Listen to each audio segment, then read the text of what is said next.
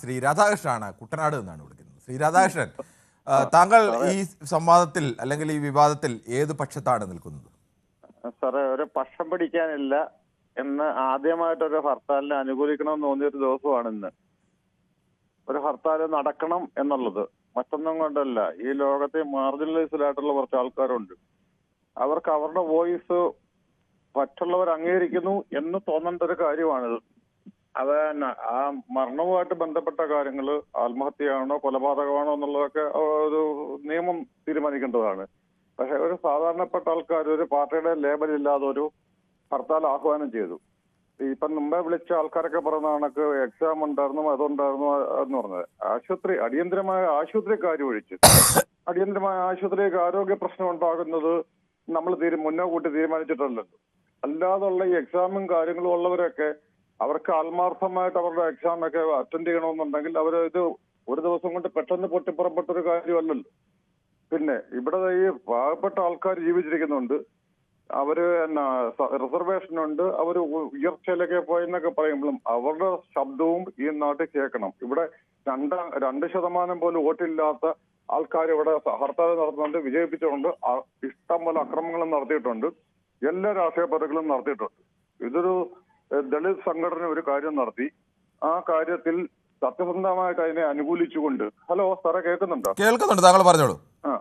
ഒരു ദളിത് സംഘടന അവർക്ക് ദളിത് സംഘടനകൾക്ക് റിസർവേഷൻ ഉണ്ട്, ഇവർക്ക് റിസർവേഷൻ, ഇവര് വലിയ ആൾക്കാരായി പോയില്ല എന്നൊക്കെ പറയുമ്പോഴും അധികാരത്തിന്റെയും അവരുടെ വോയിസും കൂടെ കേൾക്കാനുള്ളതുകൊണ്ട് അവര് പറയുമ്പം സത്യസന്ധരായ ആൾക്കാർ അതിന്റെ കൂട്ടത്തിൽ നിന്നിട്ട് ഇന്നത്തെ ഹർത്താലിനെ സപ്പോർട്ട് ചെയ്യണമായിരുന്നു എന്നാണ് എന്റെ അഭിപ്രായം.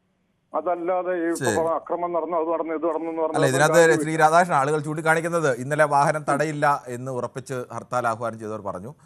അങ്ങനെ കടകളൊന്നും നിർബന്ധിച്ച് അടപ്പിക്കില്ല എന്ന് പറഞ്ഞു. ഇന്നിപ്പോൾ അതിനെ ആ വാക്ക് പാലിക്കപ്പെട്ടില്ല എന്നുള്ളിടത്താണ് ആളുകൾ സ്വാഭാവികമായും എതിർക്കുന്നത്. കണ്ട ആൾക്കാരാണ് സാറേ നമ്മളൊക്കെ. ഹർത്താലിന്റെ സ്വഭാവം നമുക്കറിയാമല്ലോ സാറേ. അങ്ങനെ ഈ പറഞ്ഞ അസാമാന്യമായ രീതിയിൽ മറ്റ് രാഷ്ട്രീയ പാർട്ടികൾ നടത്തുന്ന അക്രമമൊന്നും നടത്തിയിട്ടില്ല. അങ്ങനെ സാധാരണഗതിയിൽ ഹർത്താലിലുണ്ടാവുന്ന അത്ര അക്രമങ്ങൾ ഈ ഹർത്താലിൽ ഉണ്ടായിട്ടില്ല എന്നത് നമ്മളതിനെ സത്യസന്ധമായിട്ട് കാണുക. അത് നമ്മുടെ പൗരബോധമാണ്. ഒരു വോയിസ് ഇല്ലാത്തവര് ആഹ്വാനം ചെയ്തൊരു ഒരു കാര്യത്തിനെ നമ്മൾ സപ്പോർട്ട് ചെയ്യണമായിരുന്നു. നമ്മുടെ പൗരബോധം അങ്ങനെ ഉണരേണ്ടത്. ശരി, താങ്കളുടെ അഭിപ്രായം വളരെ വ്യക്തമാണ്. ശബ്ദമില്ലാത്തവരുടെ ശബ്ദം ഉയർത്താൻ വേണ്ടി ഉയർത്തിയ ഒരു ആയുധം എന്ന നിലയ്ക്കാണ് ഈ ഹർത്താലിനെ കണ്ടത്. ഓരോരുത്തരും അവരുടേതായ നിലപാടുകൾ കാണുന്നു. ശരി, താങ്കളുടെ അഭിപ്രായം വളരെ വ്യക്തമാണ്. ശ്രീ ബാലകൃഷ്ണനാണ് വടകരയിൽ നിന്ന്. ശ്രീ ബാലകൃഷ്ണൻ, താങ്കൾ എങ്ങനെയാണ് ഈ ഹർത്താലിനെയും ഈ ഹർത്താലുമായി ബന്ധപ്പെട്ട വിവാദങ്ങളെയും ഒക്കെ കാണുന്നത്? സാർ നമസ്കാരം. നമസ്കാരം. ഇന്നത്തെ ഈ ഹർത്താലിനെ ഞാൻ പൊതുവെ അനുകൂലിക്കാറില്ല. പക്ഷെ ഇന്നത്തെ ഹർത്താൽ അനുകൂലിക്കണമെന്നാണ് എൻ്റെ അഭിപ്രായം. കാരണം ഇവിടുത്തെ രാഷ്ട്രീയ പാർട്ടികളൊക്കെ ദളിത് സ്നേഹവും മറ്റും പറഞ്ഞ് നടക്കുക എന്നല്ലാതെ ഇവർക്കൊരു സപ്പോർട്ട് ആരെയും കൊടുക്കേണ്ടിയല്ലേ? ഇത് ന്യായമായ സംഗതിക്കല്ലേ ഇവർ ഹർത്താൽ നടത്തുന്നത്. പിന്നെ അക്രമം നടത്തി എന്ന് പറഞ്ഞു, അക്രമം എല്ലാ രാഷ്ട്രീയ പാർട്ടികളും ഇവിടെ ഹർത്താൽ പ്രഖ്യാപിച്ചാൽ കട തുറന്നിട്ടുണ്ടെങ്കിൽ അടുപ്പിക്കും. അത് എല്ലാ രാഷ്ട്രീയ പാർട്ടികളും കേരളത്തിൽ. അപ്പൊ അത്ര ബീമ്പൊന്നും ആരും ഇളക്കണ്ട. ഇതിപ്പോ ഒരു സംഘടന. പിന്നെ ഈ മാധ്യമങ്ങൾ വേണ്ട ഒരു പ്രചാരണം ഇതിന് കൊടുത്തിട്ടുണ്ടോ എന്ന് എനിക്ക് സംശയമാണ്. കാരണം മാധ്യമങ്ങൾ റെഡിക്ക് അത് ഹർത്താലാണെന്ന പ്രതീതി ജനിപ്പിച്ചിട്ടുണ്ടായിരുന്നെങ്കിൽ ഒരൊറ്റ വാഹനം പുറത്തിറങ്ങില്ലായിരുന്നു. പക്ഷെ കേരളത്തിലെ രാഷ്ട്രീയ പാർട്ടികൾ ഒരു കാര്യം മനസ്സിലാക്കേണ്ടത് എന്താണെന്ന് വെച്ചാൽ ദളിത് സ്നേഹം അവരെ മനസ്സിൽ പറഞ്ഞു നടക്കുക മാത്രമല്ല. സത്യത്തിൽ ഇവരോടിയല്ല ഇവര്. ദളിതന്മാർക്കാരും ഒരു രാഷ്ട്രീയ പാർട്ടിയും സപ്പോർട്ട് ഉണ്ടെന്ന് എനിക്ക് തോന്നുന്നില്ല. ഇന്നത്തെ ഹർത്താലിന് ആർജമുള്ള ഏതെങ്കിലും ഒരു രാഷ്ട്രീയ പാർട്ടി സപ്പോർട്ട് കൊടുക്കേണ്ടതായിരുന്നു. അത് ഒറ്റയും കേരളത്തിൽ ഇല്ലാത്തത് നിർഭാഗ്യമായി പോയി എന്ന് എനിക്ക് പറയാനുള്ളൂ. ഇവരൊരു ന്യൂനപക്ഷമായി പോയത് കൊണ്ട് അവര് ഹർത്താൽ നടത്തിയാൽ അത് വിജയിപ്പിക്കണ്ട എന്നുള്ള ഒരു ധാരണ രാഷ്ട്രീയ പാർട്ടികൾക്ക് ഉണ്ടാവും. പക്ഷെ അത് അങ്ങേയറ്റം മോശമായി പോയി. കാരണം ഒരു കുട്ടിയുടെ ജീവനാണ് നഷ്ടപ്പെട്ടത്.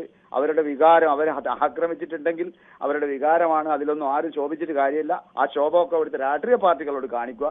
ഒരു ദളിത് സംഘടന ന്യായമായ ഒരു സംഗതിക്ക് ഹർത്താൽ നടത്തിയപ്പോൾ അത് വിപരീതമായിട്ട് പലർക്കും തോന്നുന്നുണ്ടെങ്കിൽ അവരുടെ കണ്ണട ഒന്ന് മാറ്റി വെച്ചിട്ട് കാണണം കാര്യങ്ങൾ. അത്രേ എനിക്ക് പറയാനുള്ളൂ. ശരി, ശ്രീ ബാലകൃഷ്ണന്റെ അഭിപ്രായം വളരെ വ്യക്തമാണ്. ആളുകൾ എങ്ങനെയാണ് ഈ വിഷയത്തെ കാണുന്നത് എന്നത് കൂടി ചൂണ്ടിക്കാണിക്കുന്നു. കൂടുതൽ വാർത്തകൾക്ക് news 18 Keralam YouTube channel subscribe ചെയ്യുക.